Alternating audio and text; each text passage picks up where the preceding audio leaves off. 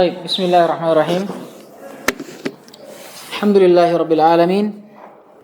Wassalatu wassalamu ala al-mab'uthi rahmatan lil alamin.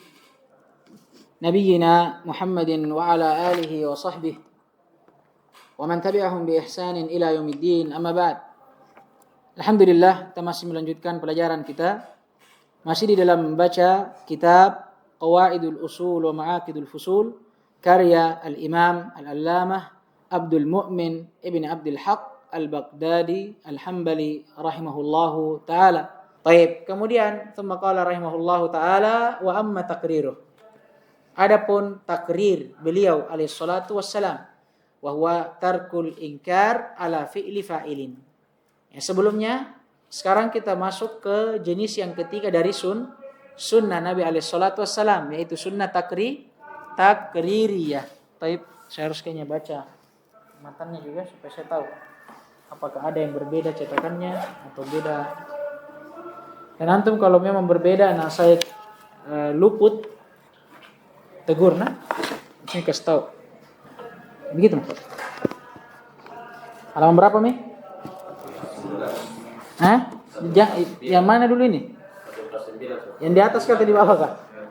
Oh iya, yang di atas kah bagus karena ini umum kita yang di atas. Taib.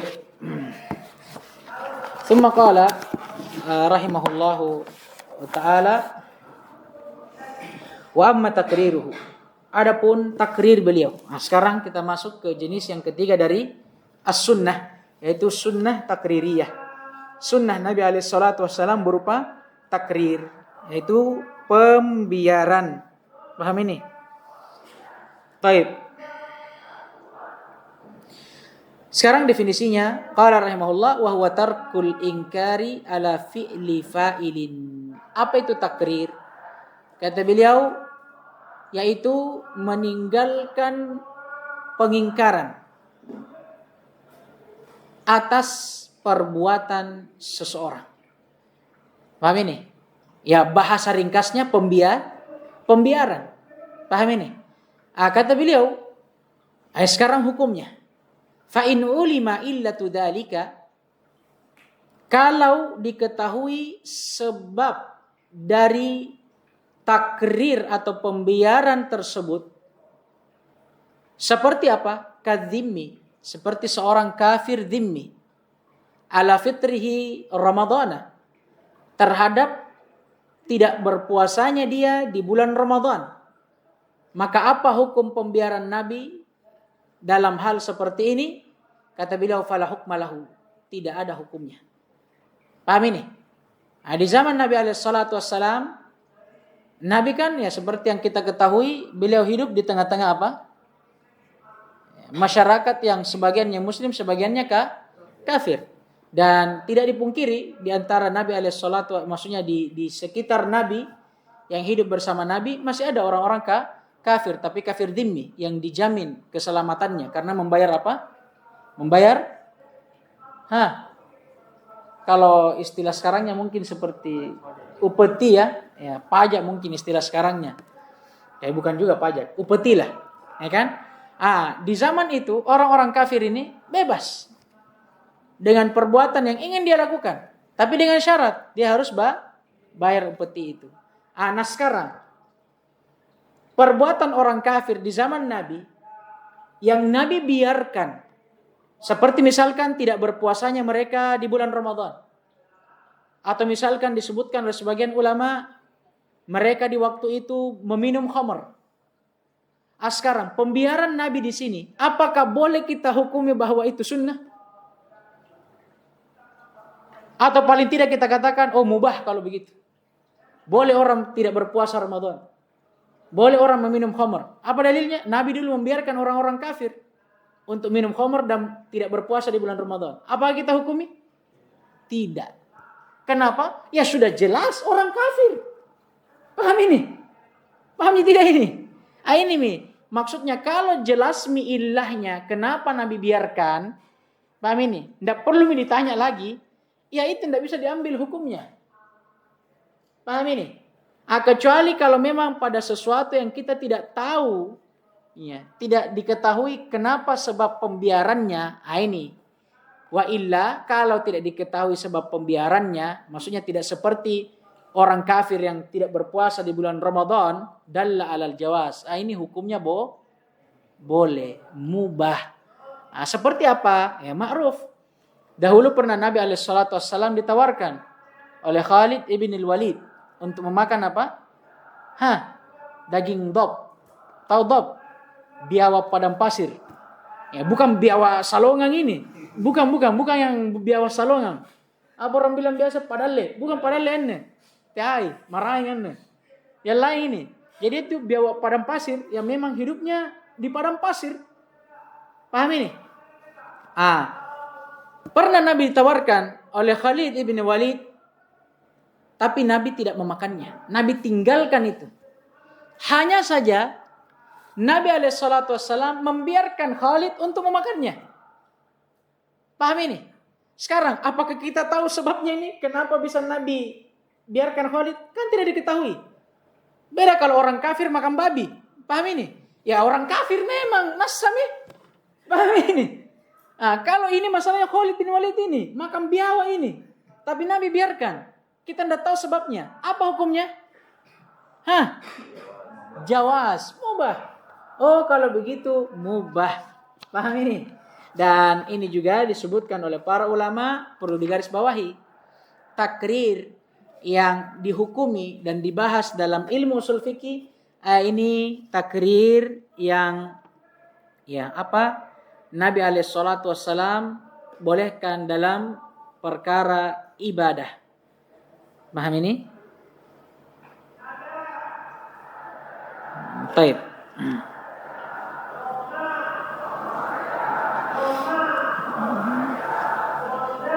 Jadi para ulama membagi dua takrir. Ada takrir dalam permasalahan ibadah dan ada takrir yang bukan dalam permasalahan ibadah. Adapun takrir yang bukan dalam permasalahan ibadah, ini yang kita bahas, hukumnya mubah. Berbeda kalau misalkan takrirnya berupa ibadah. Takrirnya berupa ibadah. Maka dihukumi apa? Sunnah masyru' disyariatkan. Paham ini? Kalau takrir, kalau ada mutakrir atau ada pembiaran Nabi tapi menyelisihi syariat. Paham ini? Ini mungkin tidak? Tidak mungkin. Paham ini? Jangan sampai ada kasih syubhatan tuh. Sekarang kita masuk ke dalam pembahasan. Ini pembahasan panjang ini kita akan bahas. Dan sebenarnya ini pembahasan tentang ilmu mustalahul hadis. Karena kita membahas tentang sunnah atau lebih khususnya tentang khabar mangkul yang dinukil. Mau ndak mau ya kita bahas tentang turuk atau isnad, jalur penukilannya atau jalur sampainya itu khabar. Paham ini?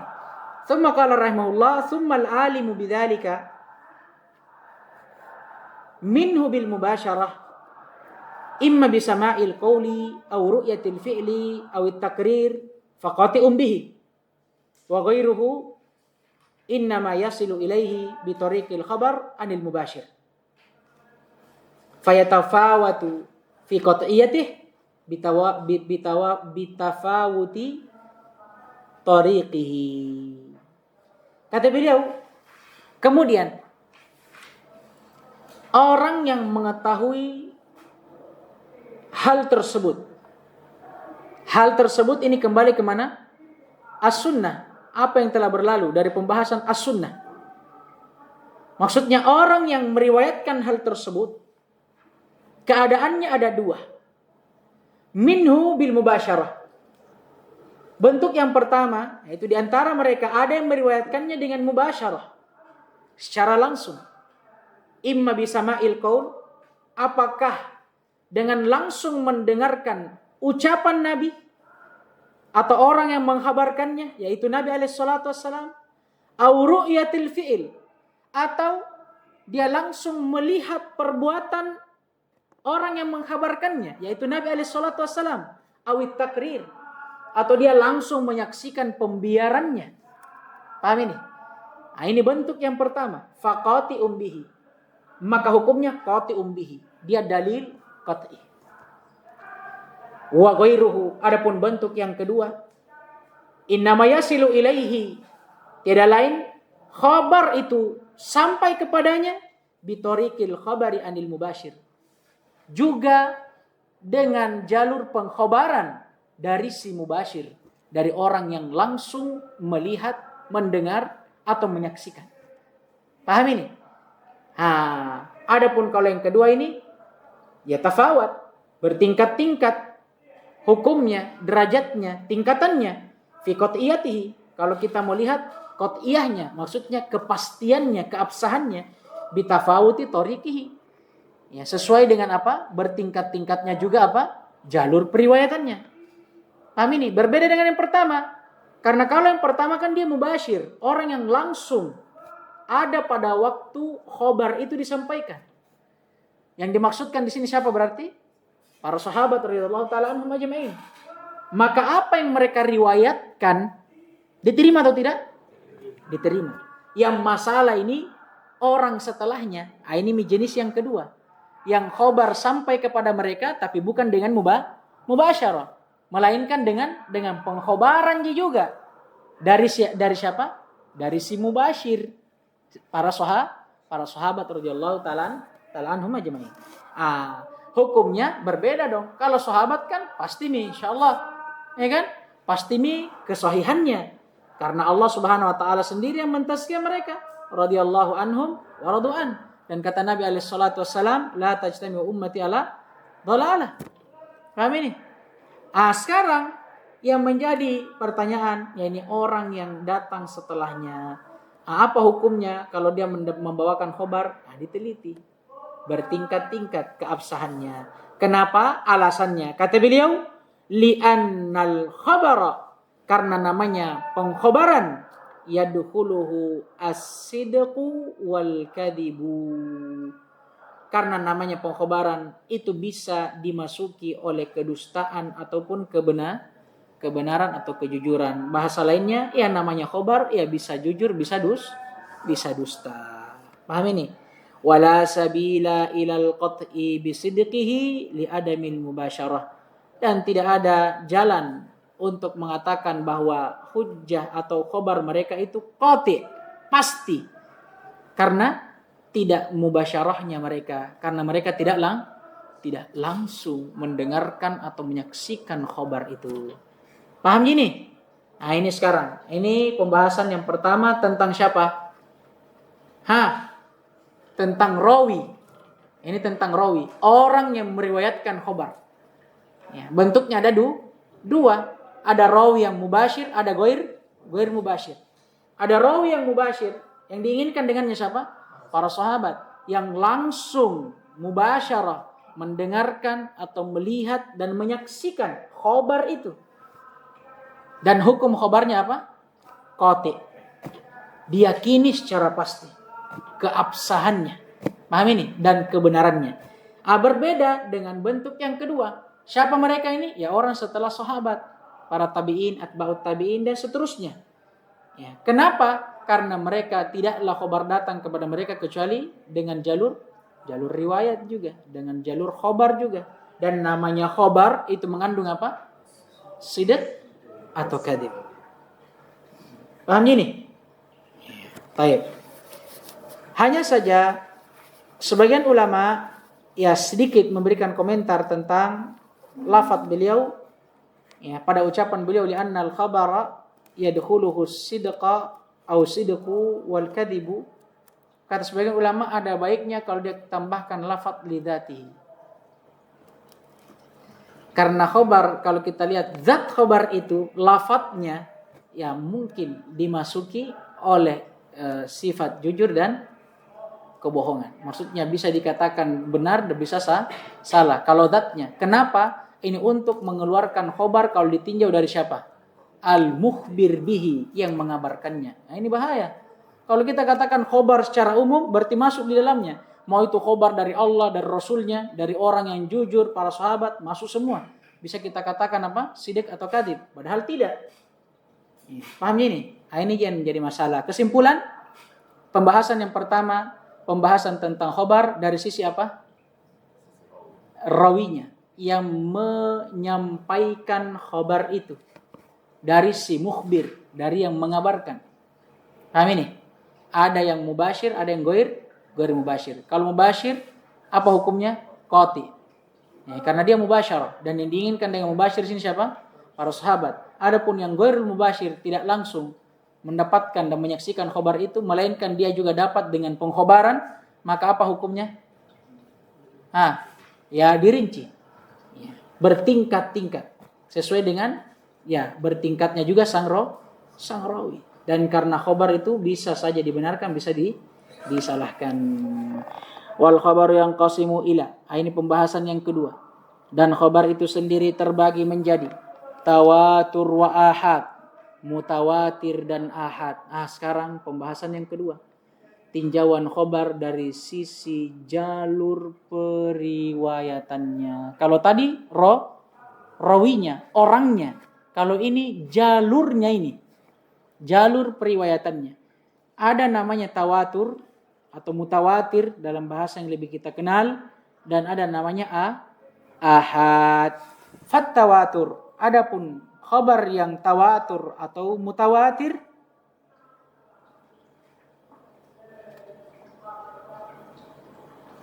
Baik. Kata beliau, ikhbaru jama'atin la yumkinu tawatu'uhum alal kadhibi.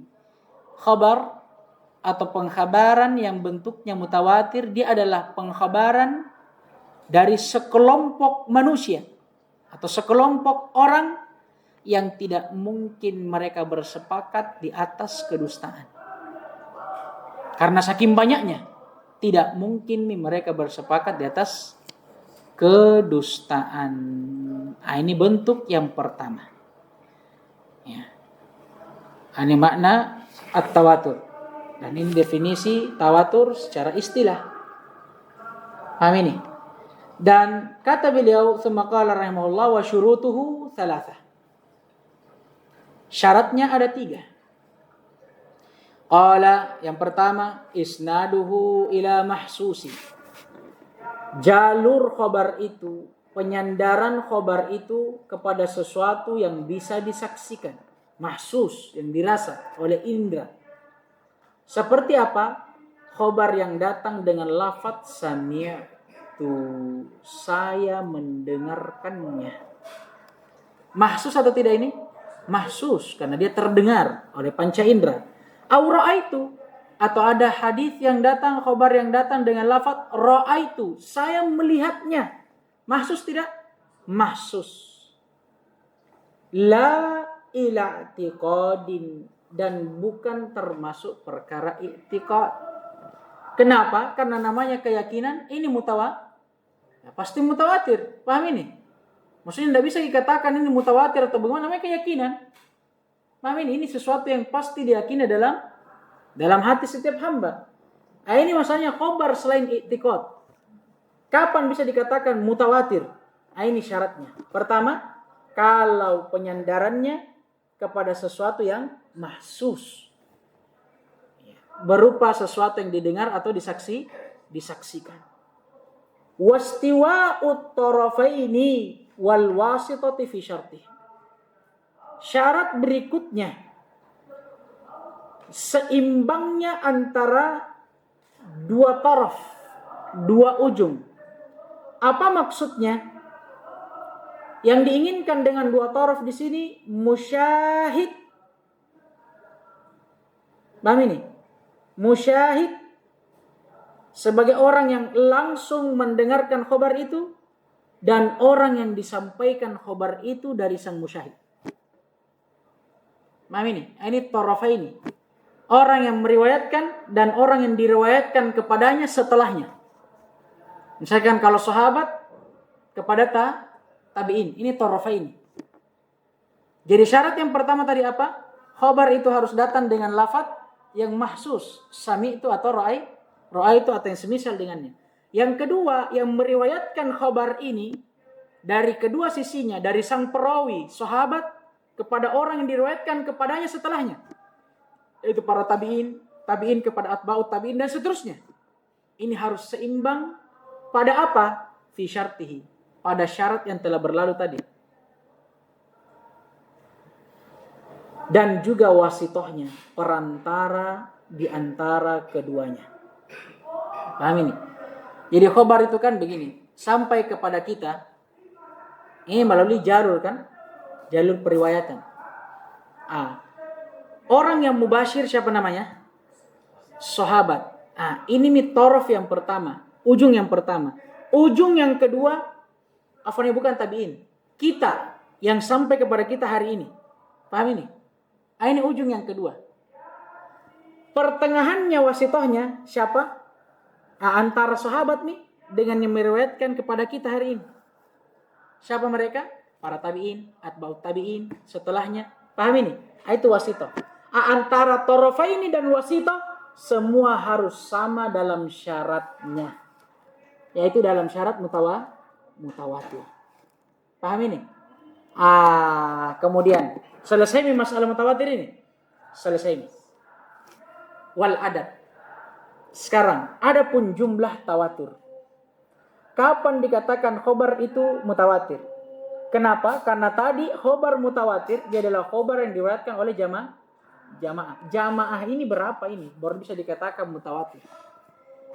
Fakila ada yang mengatakan aqalluhu isnan, paling sedikit 2. Jadi kapan ada khobar diriwayatkan oleh 2 orang bisa kita katakan mutawatir. Wakila arba'ah, ada juga bilang 4 baru bisa. Berarti kalau 2 tidak, nanti 4 baru dikatakan mutawatir. Wakila khamsah, ada yang bilang juga 5 Wakila isyrun, ada yang mengatakan juga 20. Wakila sab'un, ada bahkan yang mengatakan nanti 70 baru mutawatir.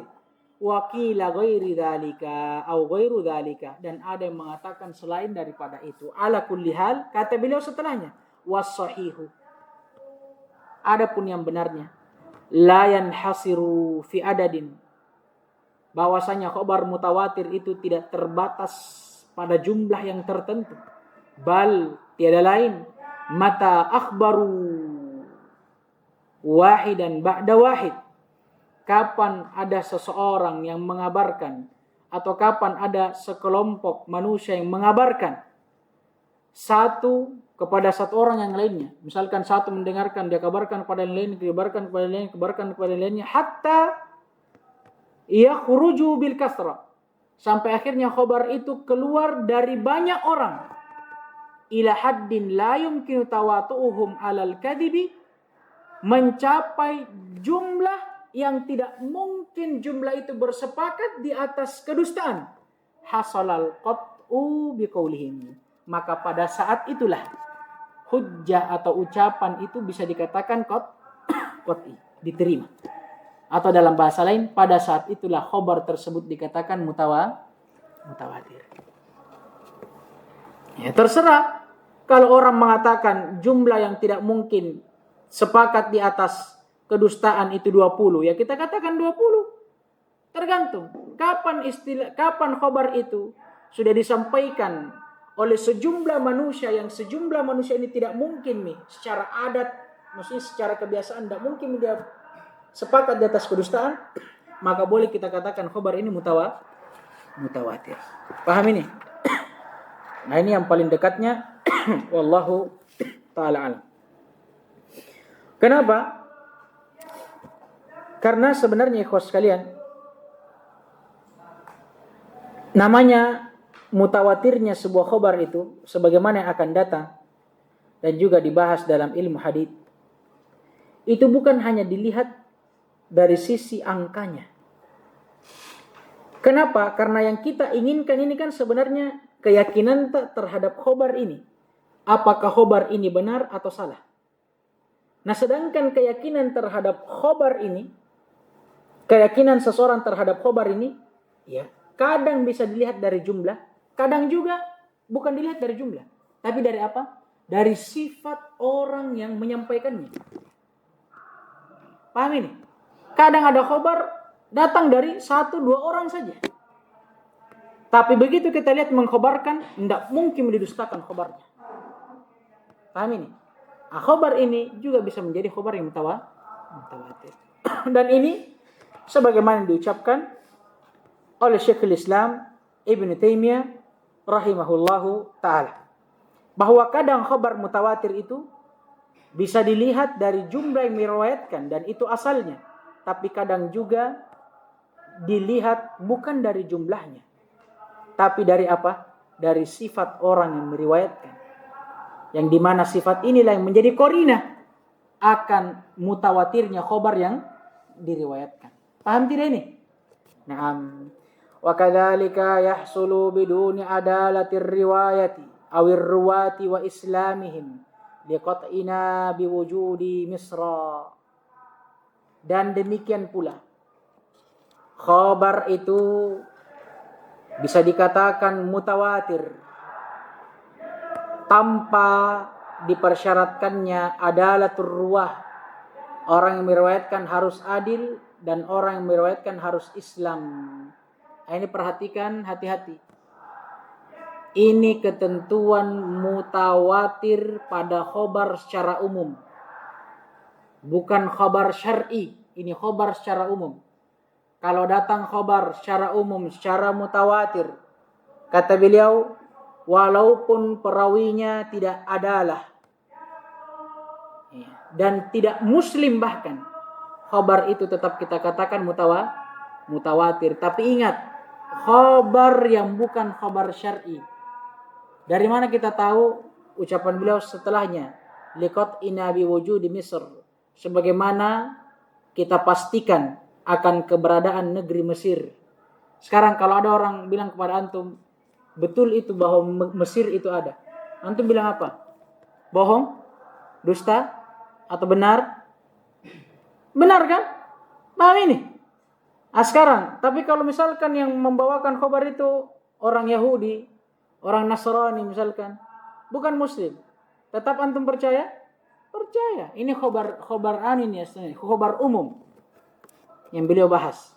Adapun kalau khabarnya syar'i, ya tentunya ada ketentuan-ketentuan yang ditetapkan oleh syariat, diantaranya adalatur ruwa dan Islamnya. Itu yang paling wajib pertama. Tapi beliau bahas ini khabar secara umum.